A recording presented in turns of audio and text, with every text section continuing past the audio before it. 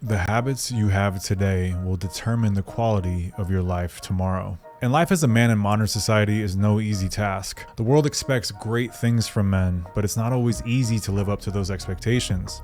And if a man fails, it can feel like you've not only failed yourself, but everyone around you. However, the truth is that the opinions of others are actually the least of your worries. The real battle is usually with ourselves and getting out of our own way. And part of getting out of your own way is becoming aware of the bad habits that plague you and slow you down from realizing your full potential. So in this video, I want to talk about 5 habits that can slowly destroy your life from the inside out as a man if you don't address them head on. Number 1, you always quit when you get to the hard part.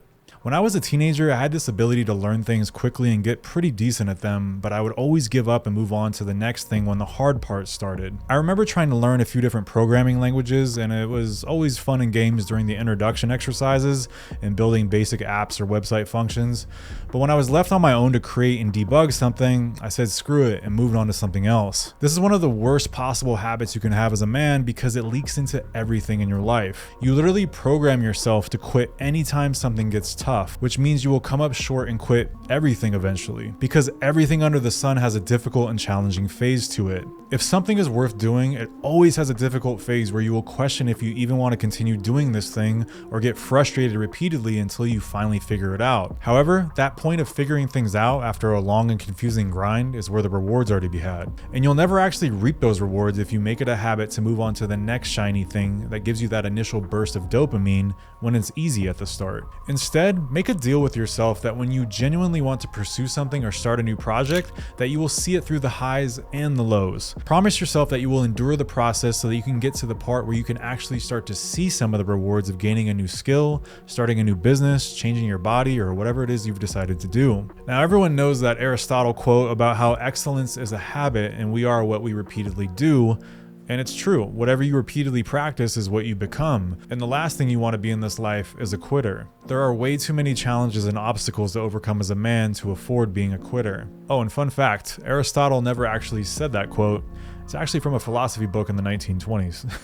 Number 2, you always rationalize why you shouldn't do something. This next one is really just making a habit out of listening to the chatter in your brain too much, because our brains constantly seek comfort in the easy way out. You can be sure that if you want to make a major change in your life, your brain is going to fight you for it. You can also be sure that if you want to do anything that stirs even a little bit of anxiety, your brain will fight you for it. If you know you should approach the girl, your brain will tell you that she probably has a boyfriend and to just forget it. If you know you should start your diet tomorrow, your brain will tell you to wait a few weeks and enjoy yourself a bit more before getting strict. If you know you should switch careers, your brain will tell you that you'll probably never succeed at that new one and you should just stay where it's safe and familiar. Your brain is lying. This is my personal motto for a reason, because your brain is constantly in a state of trying to lie to you unless you train it to do otherwise. And even then, it will still try to sabotage you when exploring new and potentially scary things in life. The other part of this is that we will actively tell ourselves lies sometimes to rationalize not taking action at all. Maybe your brain didn't immediately give you an excuse to not approach the girl,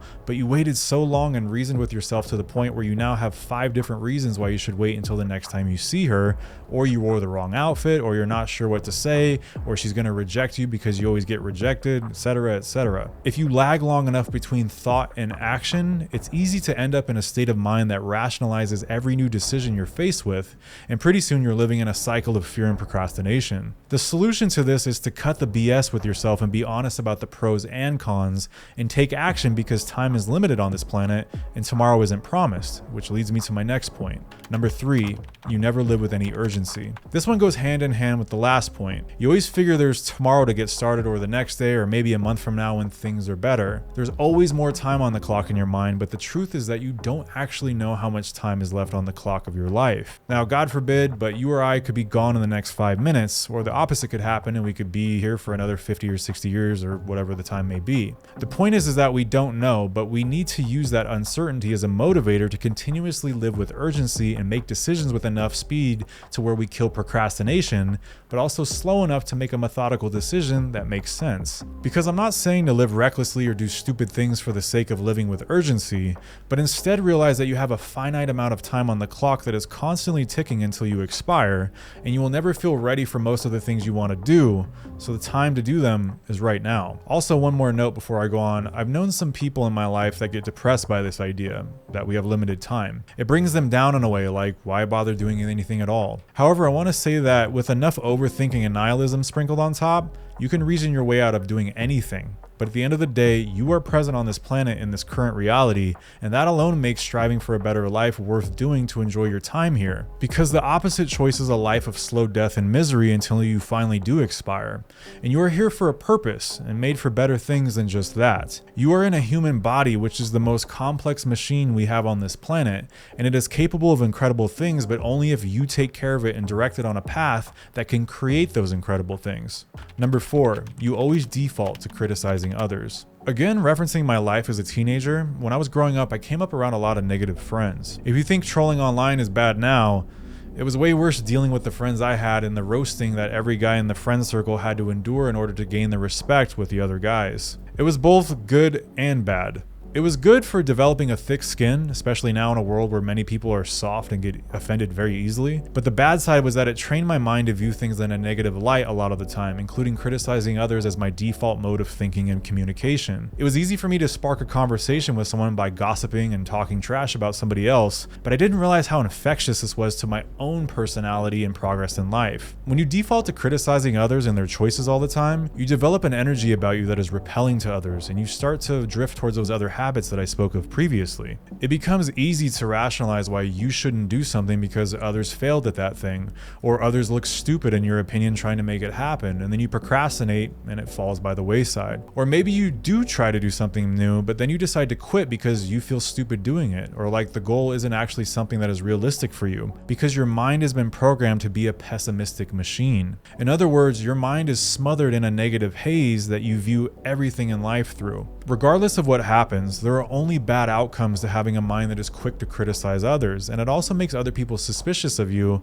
and unlikely to open up fully to you because of how they hear you talk badly about other people. Instead, you should work to catch these thoughts and replace them with more complimentary or merciful thoughts about the other person, a specific situation, or even yourself. There's no upside to being the negative guy in the room except for stroking your ego when you are occasionally correct about someone's failure and predicting it ahead of time. But no one actually cares about that. So destroy your ego and work on replacing your thoughts and words to enable you to not only make better progress in your own life, but to help others do the same. Number 5, you're emotionally reactive to everything. All of these habits are important to correct to live a better life, but this one is the habit that provides the foundation for all of the other ones to occur. Because without emotional control, a man has nothing. Everything you want in life relies on controlling your emotions, and if you're reactive to every bit of criticism, negative situation, doubt from people around you, moods from your girlfriend, or anything else, you're going to be constantly tossed around by the waves of the ocean that is life. And if you're too busy being triggered by people or circumstances, you're going to lose days, weeks, months, or even years off of your life. Trust me, I've lost days of my life in the past being angered about certain things and ruminating on it, and it does nothing but destroy you from the inside out while the world continues on around you anyway. The same thing can be said for being jealous, insecure about what your girlfriend is doing, pissed that someone left you a mean comment on your social media, a rude comment by someone out in public, or anything else. The list goes on, and life will always find ways to test and stress you. But the fact remains that you must learn to be in control of your emotions if you wish to get anywhere in this life.